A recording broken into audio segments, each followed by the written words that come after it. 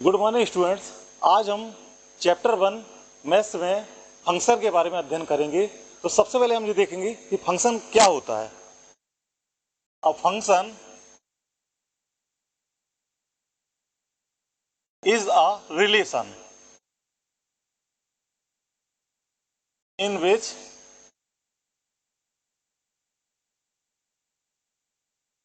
Each input has a only one output. मतलब function जो है एक रिलेशन है जिसमें प्रत्येक इनपुट के सापेक्ष एक और केवल एक आउटपुट हो। तो हम यहाँ देखते हैं कि हम यहाँ पर डोमेन लेके चलते हैं और एक यहाँ पर कोडोमेन या रेंज लेके चलते हैं। यदि यहाँ पर हमने दो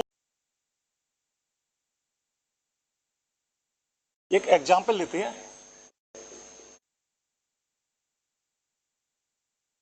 एफ एक्स बराबर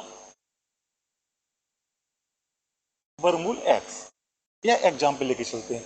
तो हम चेक करते हैं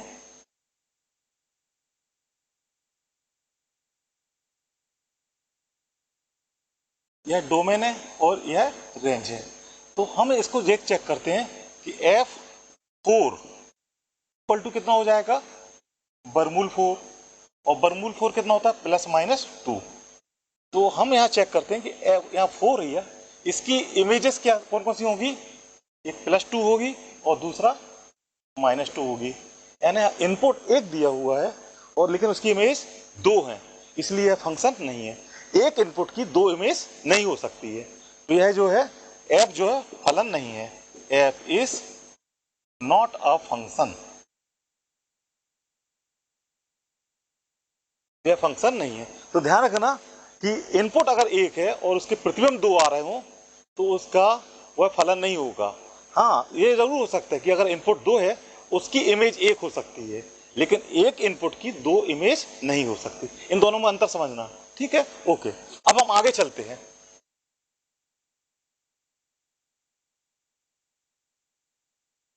अब हम चलते हैं फलन के, हमने आपको पहले भी डिस्कस कर चुके हैं, 1-1 मैपिंग।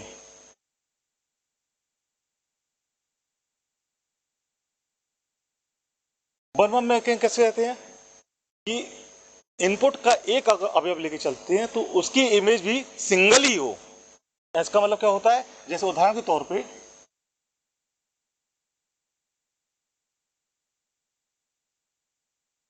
हमने यहाँ पर x y z लिया, तो x की इमेज क्या है a, y की इमेज क्या है b और z की इमेज क्या है c। तो हम देखते हैं कि इनपुट 3 अवयव हैं और उनके प्रतिबिंब भी एक और केवल एक अवयव है। यानी इसमें एक दो अवयवों का एक दूसरे से सिंगल इमेज नहीं हो रही है, या दो इनपुट की एक इमेज नहीं हो रही है। तो इसको ध्यान रखिए, यानी प्रत्येक इनपुट के अवयव का एक और केवल एक आउटपुट हो, तो उसको हम एक ही फलन कहते हैं। तो इसको मैथमेटिकल कैसे सिद्ध करेंगे, इसको सिद्ध करने के लिए हमको यह यूज करना पड़ेगा कि यदि f(x1) इक्वल टू f(x2) लेके चलें और दिखा दें कि x1 बराबर x2, तो अगर ये कंडीशन को फलन संतुष्ट करता है तो वह फलन क्या कहलाएगा, एक एक फलन कहलाता है। इसके लिए हम उदाहरण देखते हैं। f(x) बराबर 3x ले लीजिए, तो हम इसको ये जो मेथड बताइए उसको यूज करेंगे। यदि f(x1) इक्वल f(x2) तो कितना हो जाएगा, f(x1) बराबर कितना होता है 3x1 और f(x2) कितना हो जाएगा 3x2। 3 और 3 कैंसिल हो गया, कितना आ गया x1 बराबर x2। तो यहाँ पर यह जो फलन जो है एक एक फलन है, हेंस f इज 1-1। 1-1 को हम हिंदी में एक एक फलन भी बोलते हैं, एक एक फलन। ओके, ठीक है। अब नेक्स्ट चलते हैं, हम आते हैं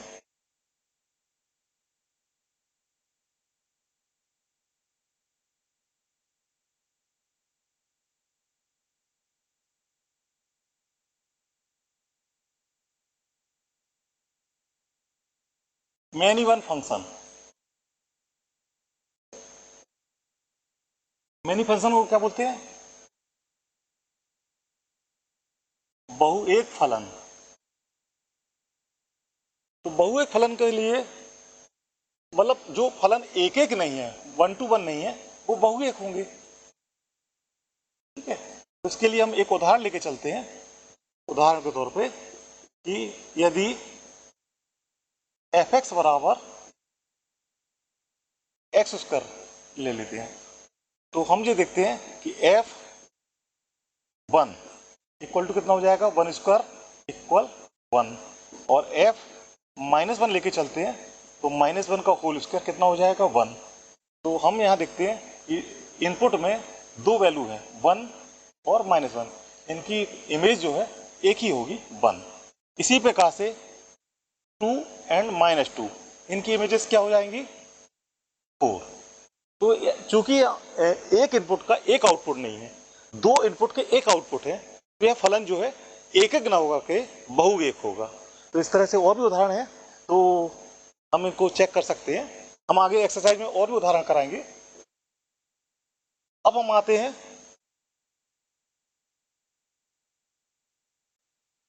अब हम अगला फंक्शन आंटू के बारे में अध्ययन करेंगे। आंटू फंक्शन किसे कहते हैं? तो हम यहाँ जरा बच्चों देखो, हमने दो चित्र बनाए हैं, ये इसमें ये डोमेन है और ये रेंज है, और इसमें भी एक डोमेन है और एक रेंज है। इन दोनों चित्र में अंतर देखेंगे। हम यहाँ देखते हैं कि एक्स वाई जेड की इमेज क्या है, ए बी सी। यहाँ पर कोई भी अतिरिक्त अवयव नहीं छूट रहा है। लेकिन इस चित्र में देखते हैं कि एक्स वाई जेड की इमेजेस क्या है, ए बी सी, लेकिन डी जो एक अवयव छूट रहा है वो इनपुट के किसी भी फंक्शन से रिलेटेड नहीं है।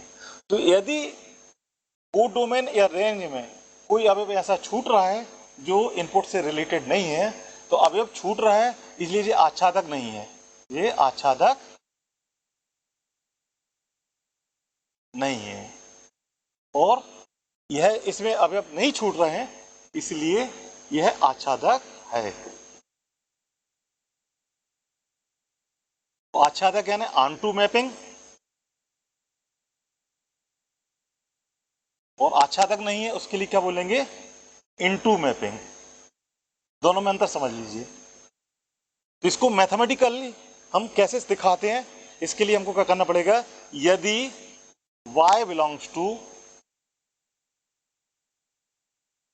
b, तो यहां देखो हम पहले सबसे पहले एक डिफाइन करेंगे, एक फंक्शन डिफाइन किया है, एक फंक्शन a टू b में डिफाइंड है। तो a से b, इसको यदि हम a बोल देते हैं और यदि इसको हम b बोल देते हैं। a क्या है, डोमेन है, और b जो है कोडोमेन या रेंज है। तो हमने क्या करा, यदि y जो है कोडोमेन या रेंज का अवयव लेके चले, तो एक अवयव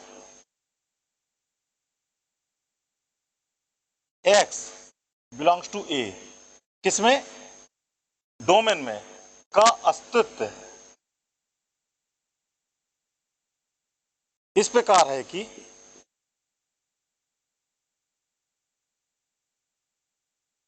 एफ एक्स बराबर वाई, और वाई किसका अवयव है, बी का। इसका मतलब ये होता है कि हम रेंज का प्रत्येक कोई भी अवयव लेके चल रहे हैं तो उसके सापेक्ष डोमेन में जरूर एक अवयव का अस्तित्व होगा जो कि उसका प्रतिबिंब होगा। यानी इसके सारे अवयव जो है किसी न किसी डोमेन के अवयव से रिलेटेड होना चाहिए, तभी ऑन टू होगा। और यदि वो रिलेटेड नहीं है तो वो इनटू मैपिंग होगा। दोनों में अंतर समझ आ गया? दोनों चित्र से अंतर देखो, यहाँ पर एक अवयव छूट रहा है, यहाँ पर कोई अवयव नहीं छूट रहा। इसको क्रॉस को हटा दो चाहो तो, कंफ्यूजन के हटाने के लिए। ठीक है, तो यहाँ इस चित्र में देखेंगे, यहाँ पर डी जो है एक अवयव छूट रहा है और यहाँ पर कोई भी अवयव नहीं छूट रहा। तो अगर अवयव छूट रहा है तो इनटू मैपिंग, और यदि इसमें सारे अवयव डोमेन से रिलेटेड हो तो वो ऑन टू मैपिंग। दोनों में अंतर समझ गए? ठीक है, अब हम आगे चलते हैं अगले पॉइंट पर।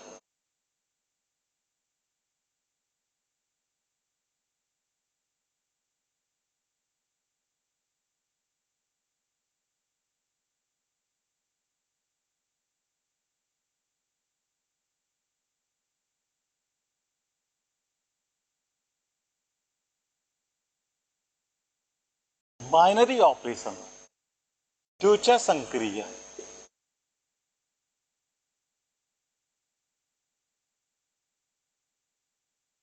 सबसे पहले हम द्वितीय संक्रिया को बहुत ही सरल तरीके से समझना चाहेंगे कि द्वितीय संक्रिया होती क्या है।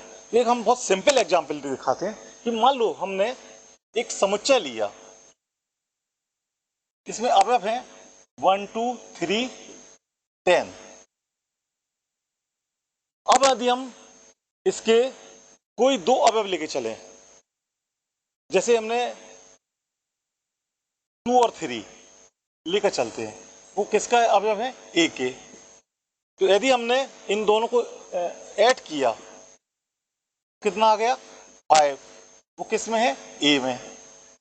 अब यदि हम 9 और 8 लेके चलते हैं, तो 9 8 कितना हो गया? 17। और 17 जो है ए में नहीं है। तो यदि हमने एक समुच्चय के दो अवयव लेके चल रहे और यदि इन दोनों को बीच में एक हमने ऑपरेशन यूज किया और ऑपरेट करने के बाद यह जो वैल्यू मिली है वो यदि उस अवयव समुच्चय में नहीं है, तो ऐसे संक्रिया जो है वो द्वितीय संक्रिया नहीं होगी। इसीलिए ए जो है समुच्चय प्लस के सापेक्ष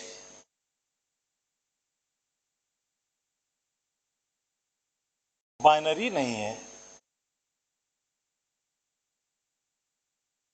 तो हम कोई दूसरा उदाहरण लेते हैं जिसमें बाइनरी हो। यदि हम आई लेते हैं, धन पूर्णांकों का समुच्चय,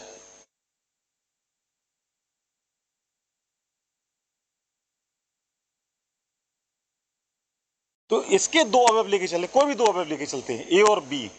हमने किसके लिए? आई के।